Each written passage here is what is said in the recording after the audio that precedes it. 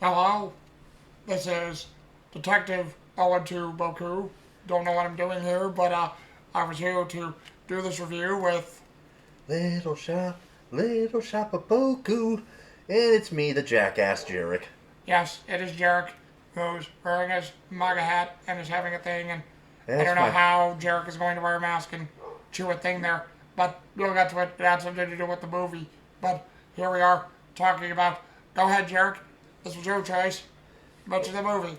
Well, I got my racist trucker hat because there's nothing more racist than the truth. Like, this is a great, great movie, everybody. If you've seen the 1986, God damn it, man, dyslexia, the 1986 remake of this, the one with Steve Martin, this is the OG. This has got a young Jack Nicholson in it, and let's just say Audrey Jr. ain't got shit on Jack Nicholson. This man creeps me out. Well, Jack Nicholson in this movie is a sadomasochist. We'll probably get to that really quick because believe it or not, he was the only. Oh, there you go. I guess Jarek found the way. This flower tastes kind of funny. It's oh fuck me. Apparently I'm channeling my inner Hatsune Miku. This Well, is what I get for going to that flower jeweler. Total fuck up he's got working for him. But hey, he's got that really neat do you, plant. do you realize that's a green onion? Yeah, but no, seriously. Yeah, this movie makes the 1986 version look like it's just not trying hard enough. I mean, dear God, this movie is absolute batshit insane. But hey, it's a Roger Corman black and white movie. What are you expecting? 1960s, an original version. Which before Jarek showed me this, I didn't know it existed. I always thought the original one was the one that Frank Oz did, based on. Believe it or not, I think it's originally a stage play, from what I heard. Um, with the stage play, it was adapted into the 1960s movie, then the 1986 movie, which was also a little bit more fluff. But don't be fooled. Show it again, Jarek. This one is also full of fluff. I mean, 1960s horror movie that sort of, you could say was done on the comedic end, because with horror movies you couldn't fully do what you did back then. Granted, there were the Universal films, but even those had their things, the code authority of film. Well, let's just say Roger Corman knew how to fudge those rules really hard. I mean, that dentistry scene with Jack Nicholson alone had me and Boku cringing hard. That ending, whew. Yeah, you thought the ending to the '86 version was going to give you some interesting things to think about. The ending to this one, which, by the way, it was my grandmother who actually got me into this movie when I was a kid. I was 6 years old. Well, believe it or not, if Frank Oz got to keep his original ending where the plant takes over, maybe we would have had that equally dark ending that would have possibly trumped this one in some ways. Because even this doesn't, because just like in the stage play, I guess the plant takes over the world. But anyway, if you've seen the film, because I know we're sort of spoiling it, but basically there isn't really much to this one either, as well as the original film, where basically, what's his name? Seymour Krelborn? Yeah, Seymour Krelborn. Or Krelborn, well, Krelborn, one of the two, but finds this plant from a Japanese shop, crossbreeds this plant with some other seeds, creates a very interesting, lively, man-made Venus flytrap, which basically starts out with Seymour in this one, when Rick Moranis plays him, sort of a nice, gullible guy. This one, but you know what? Let me do something here, because I do want to make sure I give proper credit, so let me just hook myself onto my things. I was not fully ready. I forgot. Yes. Let's see. So give me a moment here, folks. Yeah, we're going full Kotaku here. Don't mind us. Well, I don't know about that. Don't know what that is. Absolute professionalism.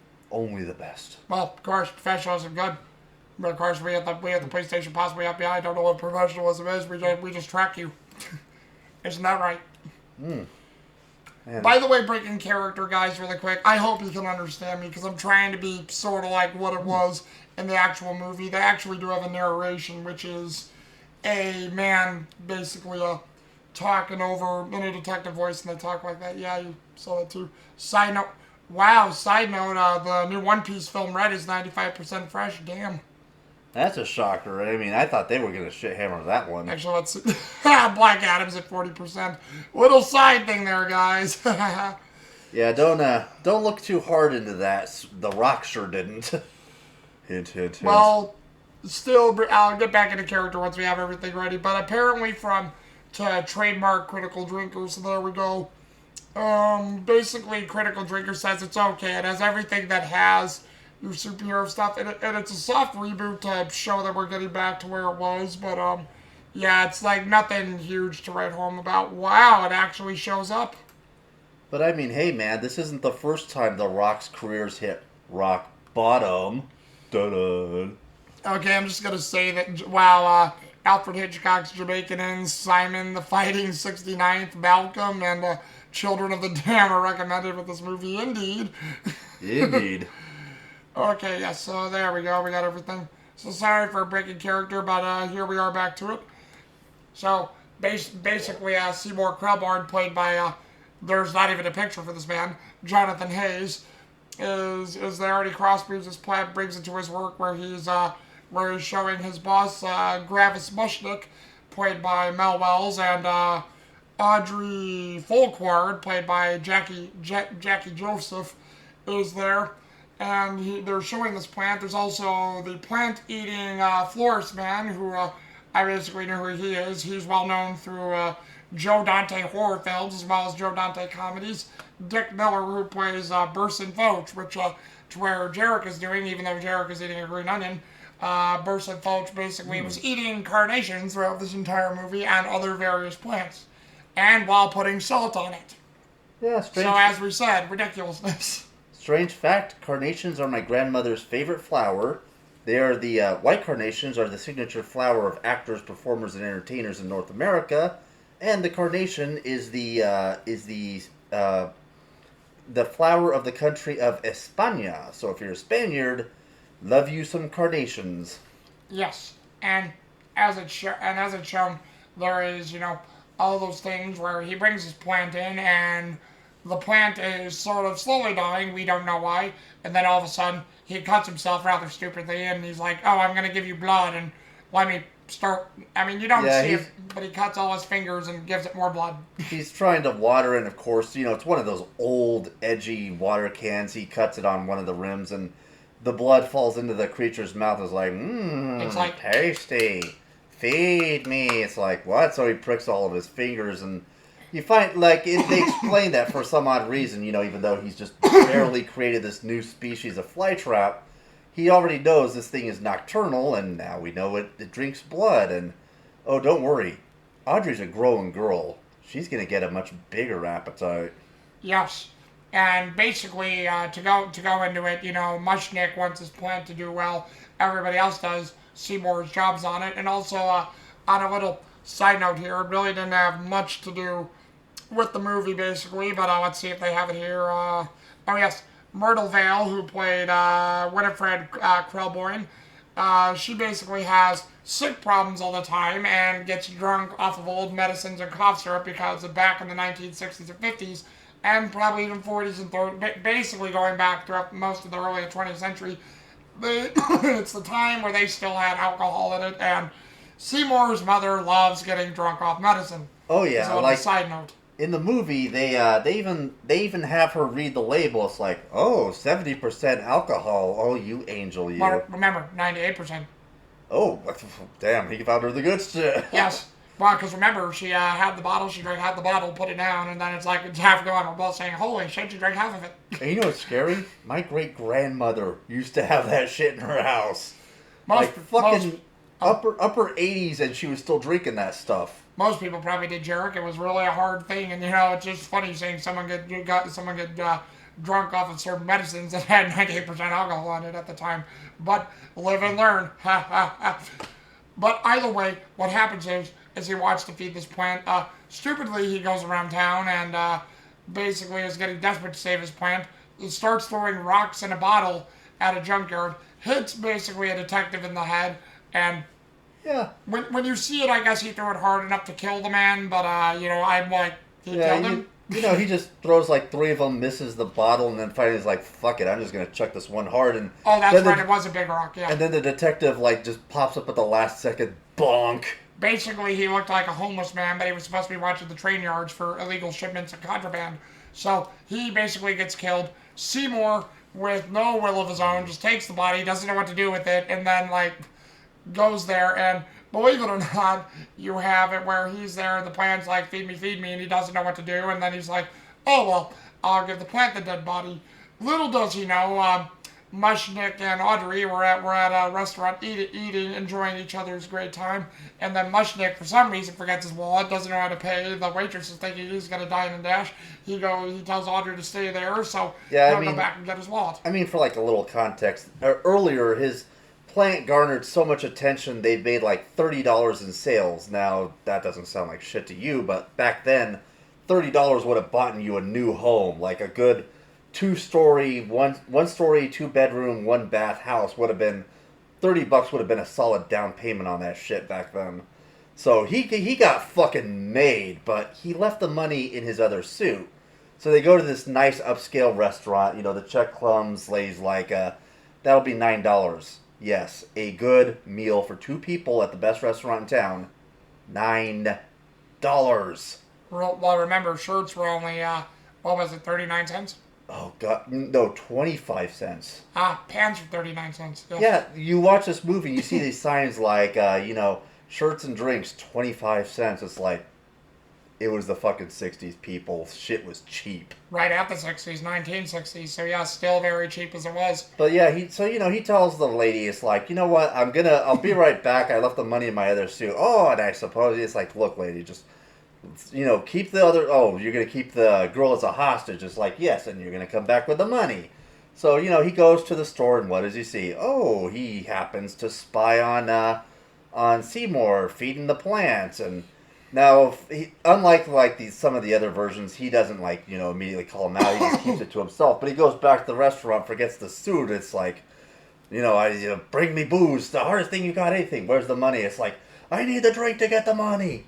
Because they don't say it outright, but with a name like Mushnick, I think we all know what culture he comes from. So let's get that elephant out of the room right now. I mean, Kelborn, Mushnick. This is a very poor part of LA. Make the correlations, people. But anyways, next day comes, the plant's gotten bigger, and oh my, more people are coming in. And Mushnick is, he's like, is the plant done feeding? It's like, I don't know. The book says with these kind of plants, it takes 2 or 3 days. It's like, how much food does it have? I don't know. Maybe enough, and maybe it might need more. Maybe it might need more. It might need us out of our restaurant.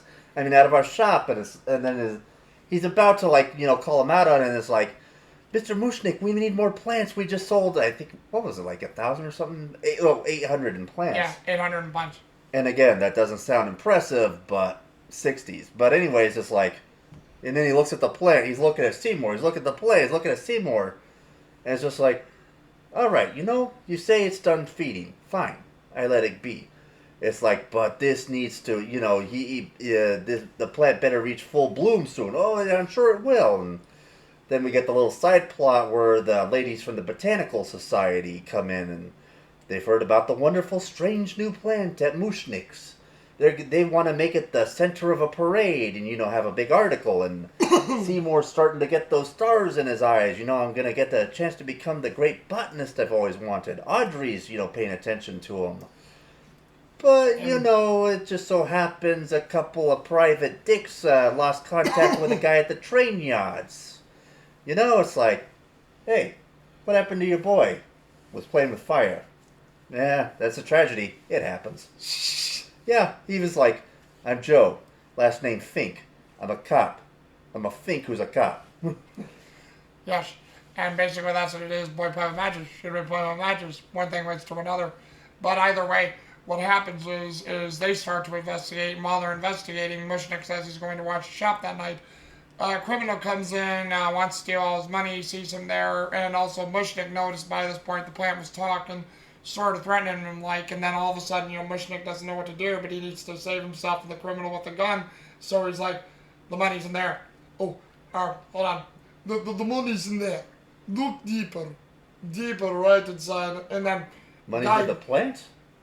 Deep down. In the plant. All the way down. And then criminal goes inside because he doesn't know how to cut carnations. He's cutting them by the stalk and ruins them. Basically, you have Dr. Farb. There we go.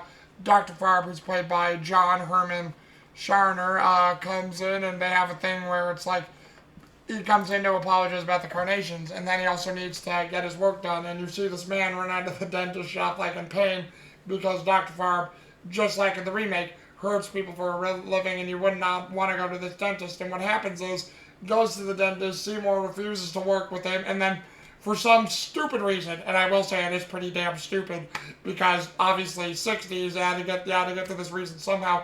He's not even hitting on his girl or doing anything. They literally have a dentist tool fight, sword fighting in the office, which and honestly looks ridiculous. It's so funny it hurts. And he kills him with a dental drill, and then of course the MVP of the movie, Jack Nicholson, shows up as the sadomasochistic freak who wants to feel pain bad, and he got a strong recommendation for Dr. Farb. He's very excited. And of course, Seymour has to hide the body, and then for whatever reason, rather than just say, you know what, the guy's out, he'll be back tomorrow, no, he decides to pretend to be Dr. Farb. And Wilbur Forster comes in, is like, Jack Nicholson, even from the starting out, since this was one of his first movies, seems like he's always played a bunch of crazy people. He's really good at it. Basically, in this one, he's like, oh, you're not going to stop now, are you? Pull more teeth. Do this, do that. Use the drill. I mean, it's funny. He's almost like Seymour's mother in reverse. His mother wants to have that sweet, sweet liquor Ricky to take the pain away. He wants the pain. He gets in and immediately he's like, I think I saw a cavity. No, wait, I might need a new filling done. Maybe you should just go in there and do a basic root canal. He is just a freak.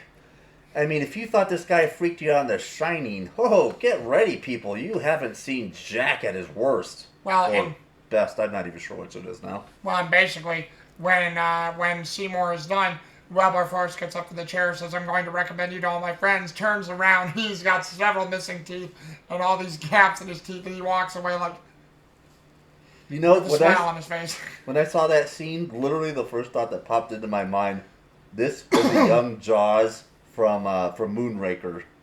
I saw that scene, I was like, in 30 years, he's gonna do some weightlifting, he's gonna get in a fight with James Bond on the moon. This is a young Jaws.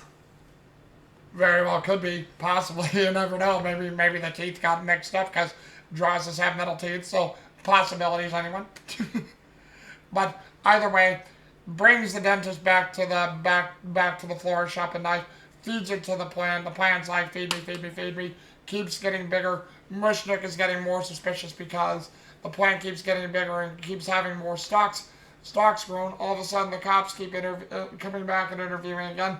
Seymour's getting cold feet, but all of a sudden... Oh, there's also the thing we forgot to mention. I think during this time, it's been a 3-day time span, so now it's got these little buds, and they're going to do, the big, they're going to do a big show for the botanical ladies, for the final slot on the big parade and whatnot, and it's like, the buds, are they going to open? And sure enough, 3 of the buds open, and they have the faces of the people Seymour murdered. And more creepily still, they speak in their voices. Yes. So, now the jig is up. People know what the fuck is... Well, and of course before this, he and Audrey had a date at the shop. Audrey was hearing a voice. Was that you, Seymour? It's like, oh, no, I'm a ventriloquist. Of course, she finds out the plant can speak. But Audrey, I'm not sure if this... I would say this one's the dumber one or the 86 version. They were both, frankly, kind of airheads. But this one at least had the common sense to point out to Seymour, you don't need this plant to achieve your dream. You've already earned my love. You've already got this store successful. You don't need this plant. You've done this before. You can do it again. But he's like, no, I need this plant. This is going to take me to my dream. And she just realizes Seymour, if meeting him and his mother wasn't enough to convince this girl this guy was a bad date, then this was what finally did it. She runs out, she's distraught, And now, his life is pretty much ruined. Oh, but it gets worse the next day because then his mom's there, and frankly, she's wearing the sleaziest little cigarette girl outfit she could find. Like, if you've ever seen those go-go girl dancer ones where they're twirling the beads, they got the long cigarette holder. You know the one from, like, the Looney Tunes episodes where Bugs Bunny does drag? That. Except it's all black, so you know this girl's seen more than a few sailor action in her time. But anyways, she's there, the botanical ladies, everyone's there. The bud's open. You realize, oh, look at that. It's our missing boy for the train yard. And isn't that the Fobs guy? And that one, isn't that the missing something or other? So, they have this big, long comedic chase, which, honestly, I felt like this was a 3 out of 3 Three Stooges moment, with how goofy it was. Yes. And of course, Seymour inevitably does give the cops and even his own boss the slip. Because his boss was kind of dumb enough to trip up the cops on accident. Yeah, the one time Seymour did something right, he jumped over his boss trying to stop him. Yeah, because Mushnick puts his foot out and Seymour jumps over it too. And it's also fair to say that that's something or other was the prostitute that he killed because oh yeah, because basically the plant the plant hypnotizes him because I guess the pheromones were getting into Seymour, and Seymour stupidly gets hypnotized and goes to it, and then I forgot what happens. Like, she tries to trip him up to fall in love with him, and then she wants to go back, and then she trips on something, kills herself, and then here you go, there's another body. I mean, it's a hilarious scene because, like, the whole time she's talking about wanting to have sex with him, and he's like, oh, the master likes his girls bigger and chunkier. It's like, my master needs food. Yeah, he's like, oh, master wouldn't like you. You're too skinny. It's like, skinny? It's like, what, you saying I don't have any rump in my junk? Anyways, shit happens. They go back to the store. She gets eaten. So now that the jig is up, after he evades the police, what does he do? He does what he always does. He comes back to the plant, and it's like, I'm hungry.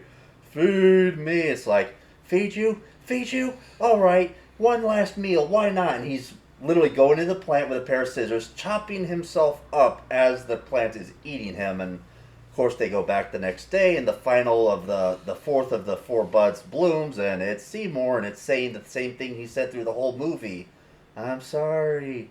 I didn't mean it. Yeah, what's funny is I don't know if Seymour ended up killing the plant or not, because believe it or not, after his bud opens up, the other buds fall over and it looks like they die. So don't know if Seymour killed the plant himself or not.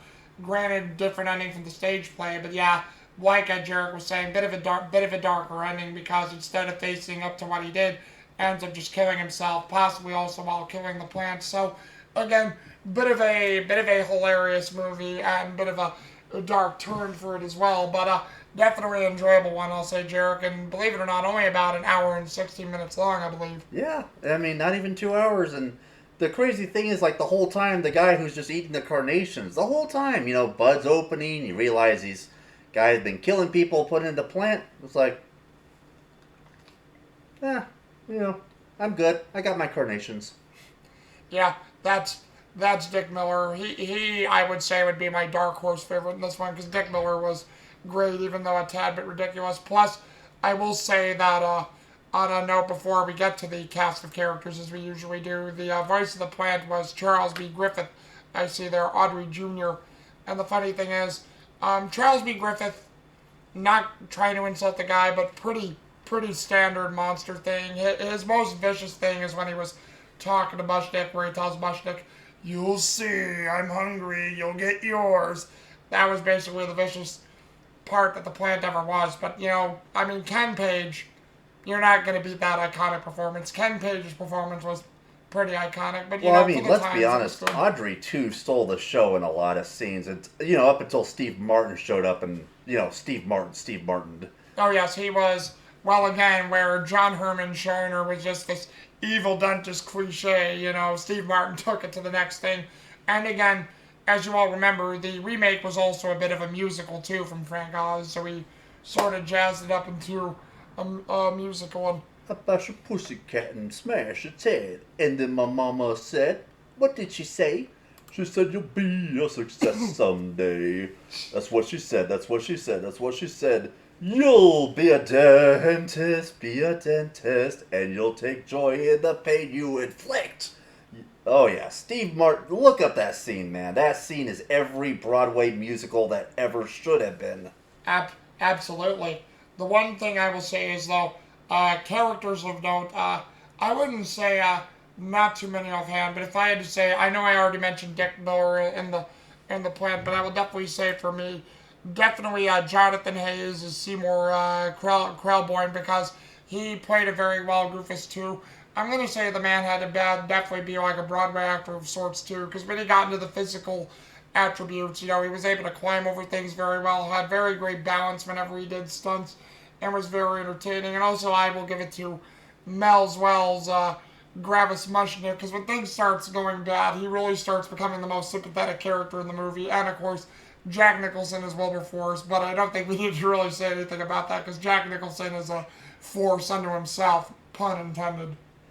Yeah, it's I mean, for me, I'm gonna have to give it up to the two cops because, dear God, those lines were so insane, but they stayed perfect. Christopher Walken deadpan the whole time, which was impressive. I mean, you have no idea how hard it is to keep a straight face with lines that goofy.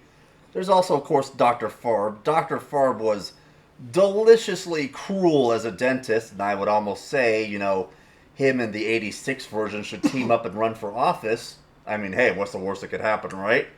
And of course, Jack Nicholson, because, look, Boku, I'm gonna tell you, man, Jack gonna Jack. I want those Lakers tickets, Boku. Feed Jack Laker tickets. It's funny they don't even have those other two cops. I wish we could get their names, but they're not available or there. But Well, I know one of them was Joe Fink, Sergeant Joe Fink specifically. exactly. But either way, to the overall point, bit of a ridiculous older film, but I admit, Jarek, I did enjoy it. It was fun. It was goofy. It did have some nice dark tones that I loved about it. But again, it's Roger Corman. Yeah, more known for cheesier horror films, but yet really giving that dark side to his films as he always did. So, very, very And hey, interesting film. I got this copy off of Amazon, and this one has both the original black and white and the color version. Black and white version's better, by the way. The color remaster, not the best. But yeah, this company, I forget which one it is again. See here. Legend Films. Yeah, they're not in business anymore, but they did a lot of remasters of these really super cheesy B films from like the '60s and '70s. I think they also did the Marquis de Sade movie that came out in the early '70s. They had a lot of very questionable releases, but hey, this is one of Jack Nicholson's first works, and dear God, man, he shines more than The Shining in this one. Yes, and again, it's funny to see him that young in the 1960s. So, but again, by the 1980s and 70s, he was already in his 30s and 40s. But still a good-looking man all the way through, pretty much. But hey. But either way, we gave our final thoughts in it, and we both think it's a very good, enjoyable movie. Have you guys? Have you guys ever seen this version of the film? What do you think of Little Shop of Horrors? Have you ever given it a look? Or what do you guys think of the remake? Would you like to watch this over the remake or even compare it sometime? But just let us know in the comments below and, let's get the discussion going. And until then, this is Detective Owen Tuboku. And I'm just going to be enjoying my wonderful little flower here. By the way, people, Disgusting. my great-grandmother used to eat these raw, too. The real evil of Halloween, vegetarianism. Yes. And it is sort of a Halloween-themed film, so there you go. If you were wanting one from us, there it is. Ooh, and you know what I just remembered? What? Seymour is the product of a single mother in this movie, because we never see his dad. Nope. Oops. Yep. So then, we will get back to you guys real time and just let us know what you think, alright? Till then, deuces. This tastes like Vocaloid.